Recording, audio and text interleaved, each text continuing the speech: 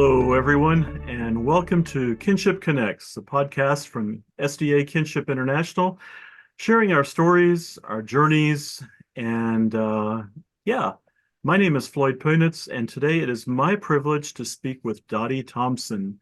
Now, Dottie, I could have a lot of adjectives that describe you: a mother, a grandmother, a wife, a loving sister, um, an Adventist, sincere, and I consider you a friend, even though this is the first time we're actually seeing each other face to face, because Right. I've read your book, we've talked a lot online, and so I'm just really pleased to have you. So welcome to the podcast, Dottie. Thank you. I'm so pleased to be here. Yeah, great. It was a while back, and I'll read something in a little while of what Dottie sent to me when she first connected. But before we go into that, let me just ask you to tell me a little bit about yourself. Anything you want to share about your journey. We're going to talk about a book. You're an accomplished author now, and we don't want to take away too many of the surprises of the book, but just tell us a little bit about yourself. And yeah, who is Dottie? Well, I would say that I grew up in the Catholic Church, but I knew God, but I didn't know Jesus. He wasn't talked about in our home, except for you'd see the statues of baby Jesus and Mary and Joseph. I went to the Catholic schools. I still didn't hear about Jesus, the man who came to this earth to save us. We had a Bible in our home, but nobody read it, and it was the Douay version. I picked it up one time as a teenager and looked through it, and it was kind of confusing to me because there were too many notes in it trying to explain to you what all the Hmm. verses meant. Uh-huh. I was very what's the word? I was very troubled, I guess is what you'd say, all throughout. And as you'll see in the book, there was a lot of abuse and neglect in our home. But I cling to God even then, from like 5 or 6. Even though life was just so difficult to get through, I always talked to God. He was my constant companion. I knew someday, I didn't know how, but I knew someday He was going to save me in some way. I did look forward to Him being in heaven, but I didn't really think about heaven a lot. I just got through each day and knew that He was there. So when I met someone when I was 18, uh, I was open. I guess I was always kind of an open person, wanting to learn, always seeking out new knowledge and truth. So I was open to what all he said. He was not an Adventist himself, but he believed in the Adventist message. Hmm. And so that's how I became one. And I married him at age 19. Um, but it wasn't a happy ending. Hmm. Hmm. But um, the church itself, I believed in all the doctrines, I would say. It attracted me because of all the doctrines, and I really studied them. I fell in love with them, but I still didn't know about the man Jesus. I remember sitting at my desk one day, I worked for some lawyers, uh, and realizing I didn't know who Jesus was. I didn't know if I loved him or not. And so I sat there at the desk and I asked God, please help me to know Jesus and to love him. And he helped me. Hmm. Just grew more and more in love with Jesus as I read the Bible, uh, well, the whole Bible to me was about Jesus' love, about God's love. That's what it was all about. Even the Ten Commandments, it's about showing what love looks like. Hmm. Um, so I then, as the years went by, the different issues that I had to go through, I kept feeling like this, what I'm learning in church, what I'm feeling in church, what I'm seeing in others, is it really the God I know? Is it really the Jesus I know when I read about Jesus' life? I remember times when I would think to myself, will the real God stand up? I didn't know who was God. I'd get so confused. Uh-huh. Um, but I sometimes I would even have to withdraw so I could just have my own thoughts, my own connection with Him, my own um, fellowship with Him, because church was, it just tore me away from what I knew. Even as a child, as I grew up, and then as an early Adventist. So um, I guess that kind of leads into why I wrote the book, or at least part of the reason. Yeah, yeah, yeah. Go ahead. Okay. I wrote it for maybe three different reasons. One was the discrepancies I saw in church, in the Adventist people, in Christians in general, with what I knew about God, who He was, the loving creator and savior that He was. Hmm. There was so much focus on the works. You can't wear jewelry, you can't watch movies, you have to eat just right. Certain things in every church would have its own version of what that is, but there was so much emphasis on it. And but I didn't see the nurturing care that the Adventist Christians should have had for each other and for the people in the world. It was just all about doing the right thing. And it just caused me so much confusion. All the voices drowned out what I knew about God. Hmm. And um, it just, and I write this in the book, different things that happened that would just kind of bring me back to who God is. And I guess another reason is when the LGBTQ community became more conscious in the world, into the Adventist church, I saw their attitudes toward them. And that's not who Jesus is. That's not who He was. That's not who He is now. He's not, He says, I do not come to condemn. He loves every one of us. It didn't matter. Right. We're His people. We're, His love, and it just really turned me off. I just really, so I want to be a voice for the LGBTQ community. I want to uh, say something for them and condemn the exclusion our church has given them, the Hmm. condemnation our church has given them. And I guess the third reason that I wrote the book was I've noticed in the last several years, I think since Fox came into the picture, Fox News, Fox News, yeah. are the people in our church were following the far right evangelicals. Um, I just couldn't believe it. I couldn't understand it. They needed to be brought back to what our message is. It's a God of love, not of condemnation. Right. And my sister was gay. She had problems in the church because of it, and problems in the world because of it. And after she died, um, I thought about things for a whole year, what to do. And then I finally just sat down and started writing the book. Um, I wanted to, I felt like our church had hope. There were people in it that are just ignorant, I mean, not stupid, but just ignorant of the Hmm. facts. Hmm. And I felt like there were people that didn't know which way to go, maybe. There are a lot of authoritarian voices in our church, high up in the hierarchy and down in the local churches. Yeah. And they're very strong in their beliefs, and they're very dominant um, in the church. And so it's hard to break through that. Hmm. But so I knew I couldn't go talk to anybody. That would be a hopeless conversation. So the only way I felt like I could reach out would be to write a book. And it was just all, and it took me 6 years to do it only because I didn't have confidence in myself that I could do it. Hmm.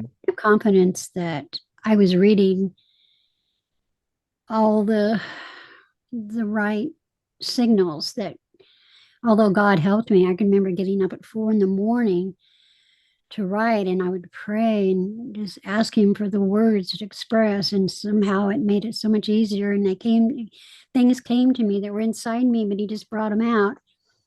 But still, I would have my doubts about my capacity to do this Mhm. thing, to my right to do it. So it took me 6 years, and then of course I had to go back and research a lot of things to make sure I was stating facts. Right, right. Yeah, Um, but so that was my. I'm just trying to reach people with those. it's been your ministry now. Pardon? It's been your ministry Right, it writing is. the book. My And ministry. so, listening to you is almost bringing tears to my eyes. And I'm thinking, have you ever considered being a pastor? When I was younger, I wished that I could be, but I just never thought that would be within my grasp.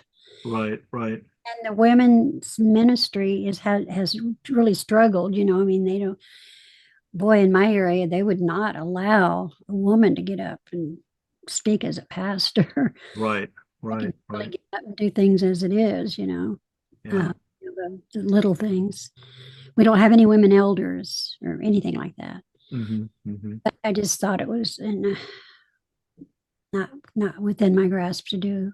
Yeah, yeah. We grow up in I mean the Adventist church has a beautiful message and we grow up with that, but then at some point the at least lately the message of we don't do this, we don't drink coffee, we don't wear jewelry, we don't do this, we don't do that is overshadowing the whole reason that we exist, and that would be Jesus. That's right. And so, as I read your book, and let me just introduce it here, the so people can see, Not the Usual Christians, Memoir of a Nobody Finding the Heart of God. Now, I have a problem with the nobody because you're definitely not a nobody, but I understand where you're coming from when you say that. And yeah, yeah.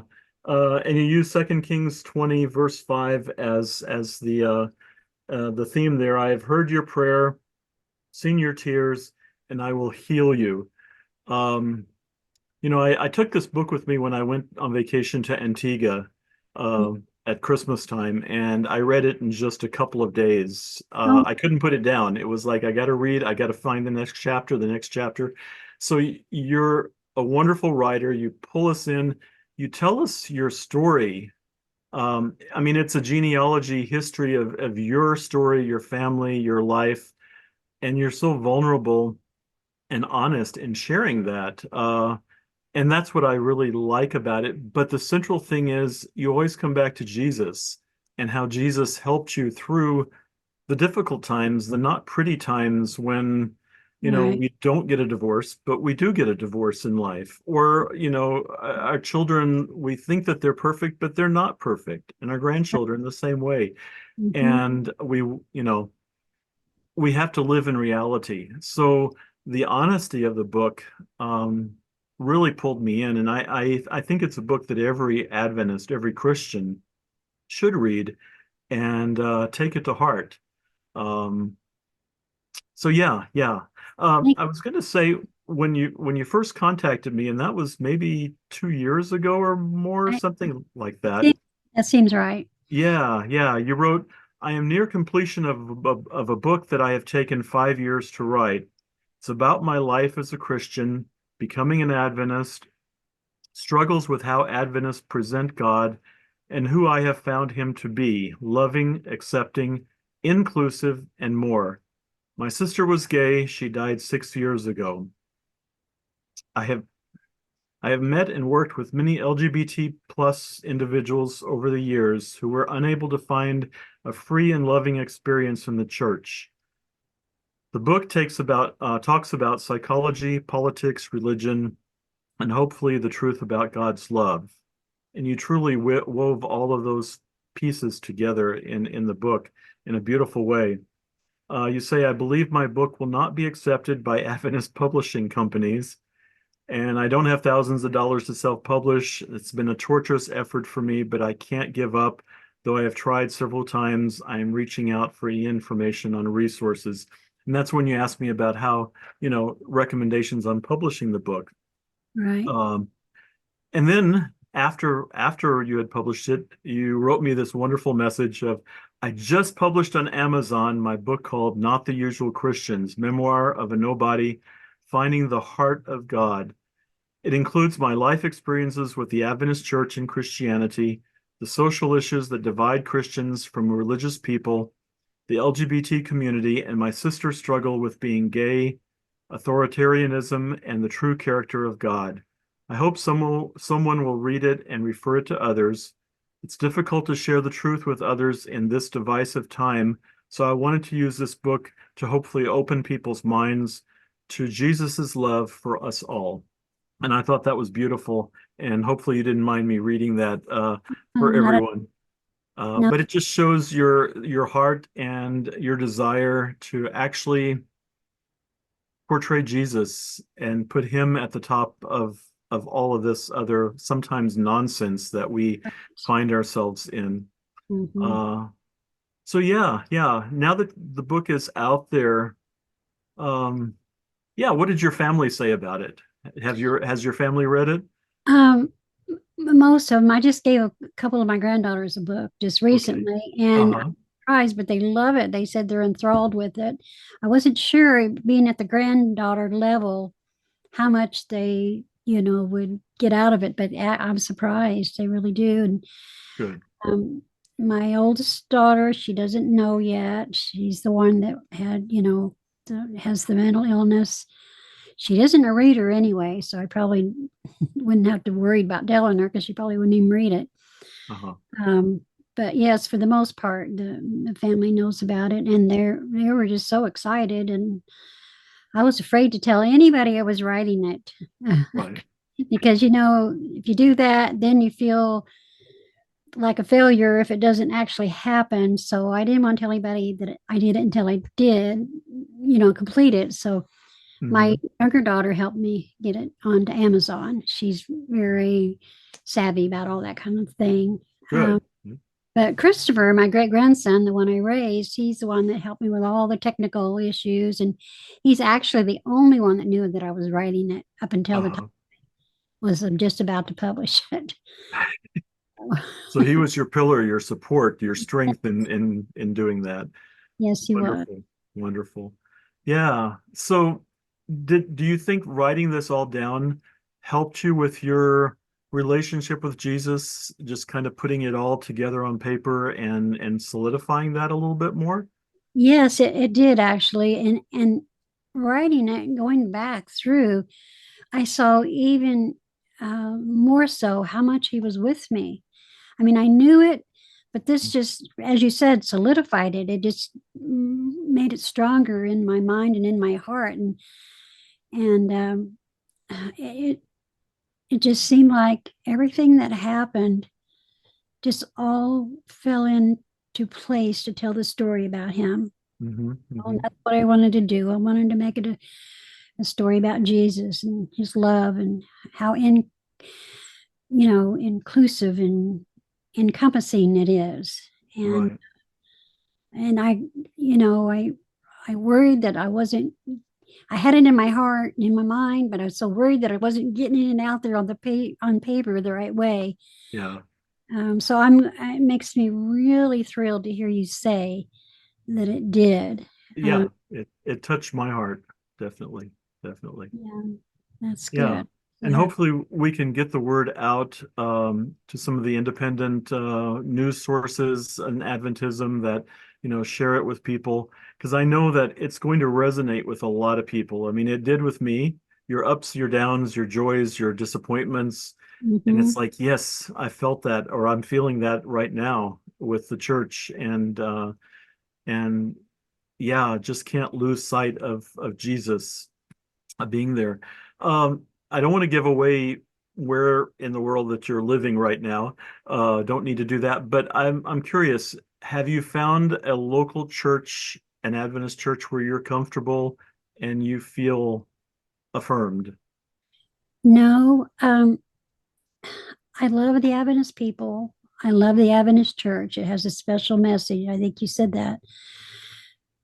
But I can't go. It's kind of like being in an abusive or neglectful relationship. You love Hmm. them, but you can't be with them because you either become toxic like they are, or you just have to get out. And right now, I'm in that spot.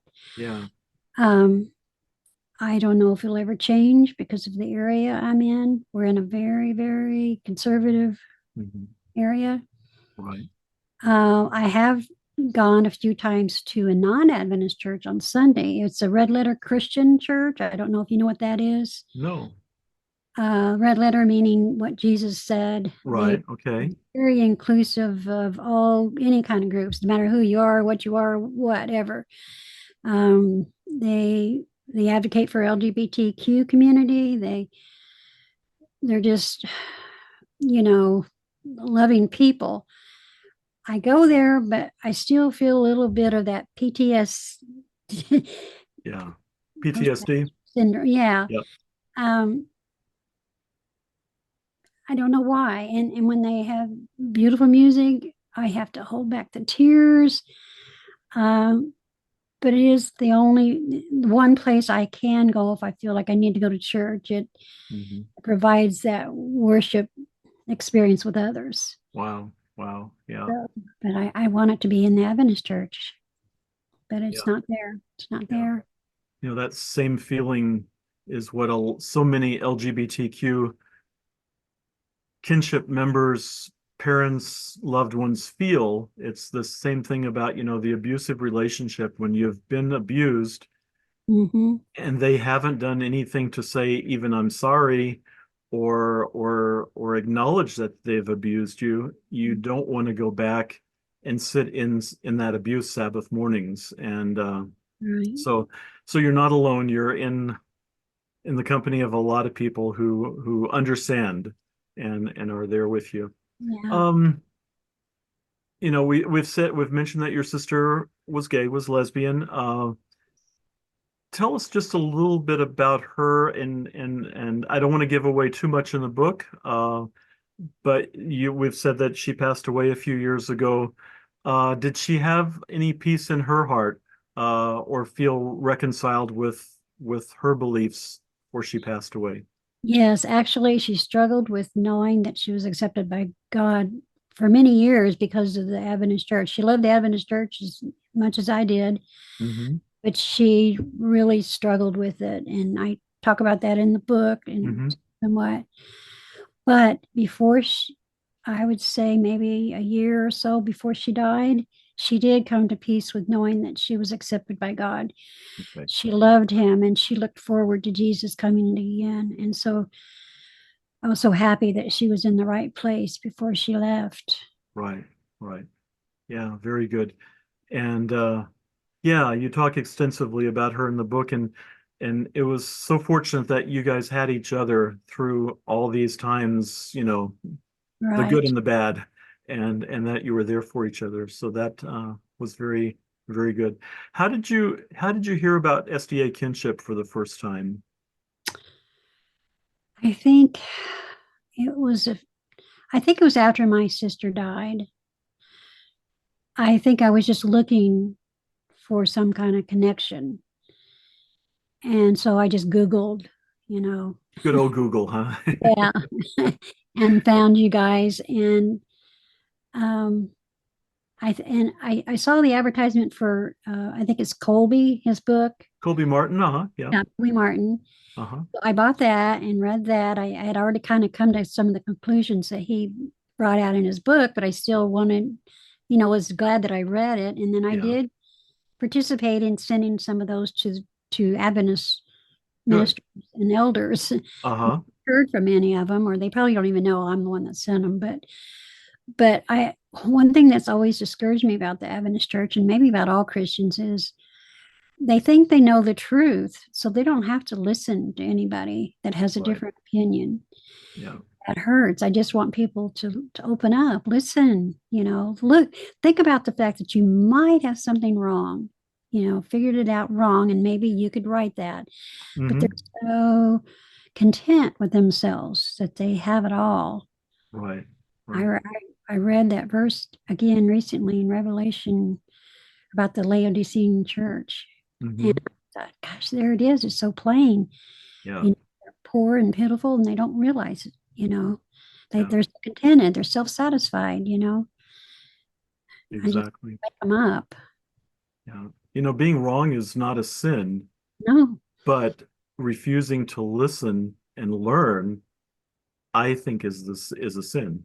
I think so So, too. yeah. Because Yeah. if you think you're gonna be in heaven someday with your Creator and Savior, you want to know everything about them that you can possibly find out. Hmm. Hmm. And you want to know the truth of the matter. I can't see going there all a stranger to God and Jesus. I mean, it's not going to work. Exactly. And with the attitude that maybe you can teach Jesus something. Yeah. Yeah, sad, sad. Um, yeah. Do you have any closing thoughts, suggestions, wishes for those who are listening? Um, what's on your heart? Anything in just a few sentences? Um, I guess only that is the main thing I want is just have people open up and look at somebody else's thoughts and not feel so satisfied that you know it all. And Hmm. that it's the same with the politics. Politics and religion have mixed now. And the Christianity of today is so ingrained in the far right evangelical Christian right, or their beliefs, who is are very authoritarian. They want to tell us how to believe. They want to enforce laws, but their laws are going to be about how they believe, not how we believe. Hmm. Hmm. And I just want people to wake up because sometime it's might be too late. I Yeah. just I really grieve for that Yeah. for them, really. Well said. Well said. So, thank you, Dottie. I appreciate you spending some time. And, for those watching, you have homework to do now. And so it was a wonderful interview with Dottie, but I'm going to give you a hard sale, a hard homework from the teacher. Go to Amazon.com and you can put in Dottie Thompson, Thompson, and this book will come up. Or you can put in the title, Not the Usual Christians, and the book will come up. It's only $14.95. So, that's barely a cup of coffee at Starbucks or whatever, and a croissant or whatever that you might have there. So, every Adventist household should have this book. And while you're at it, buy one for your pastor or the Yeah, elders of his church and let them encourage them to read it. Read it together and talk about it and see how it resonates. But I'm not being light. I'm not just joking here. I'm serious. This is a book that you got to read. It'll touch your heart like no other book that I've read in a long time touched my heart. So go to Amazon, 14.95, easy buy. You'll have it in a couple days. They even have the Kindle version. If you're a Kindle person and you need to read things online, they have the online version. Go ahead and buy it, please. And yeah, and I would, I'd love to hear your comments once you've read it. Uh, and I can pass those on to Dottie happily and let her hear your thoughts as well. So, in closing, let me just say thanks for sharing with us today. We hope that today's podcast was interesting, inspiring, and has given our listeners some things to think about. Seventh-day Adventist Kinship is the only LGBTQIA plus affirming community for current and former Adventists. And we welcome not only the Rainbow Alphabet members, but also parents, family members, and supportive allies who want to support and learn more or better how to love their queer friends. Um, Together, we can make a difference in the church and in the world. Reading the book can make a difference in your heart and help make a difference in the church. Um, you can check Kinship out on the web, sdakinship.org. You can follow us on social media at sdakinship, and you can send me an email, info@sdakinship.org, and anything you would like to share with Dottie, I'll be happy to forward to her and share that with her. So once again, Dottie, thank you so much for being with us today. We Thank appreciate you. you sharing, and we hope that everyone has a wonderful week. Know that God loves you unconditionally, without question, without reserve. And please join us again for another Kinship Connects podcast, and share this with your friends and your family. We love you. Take care. Bye bye.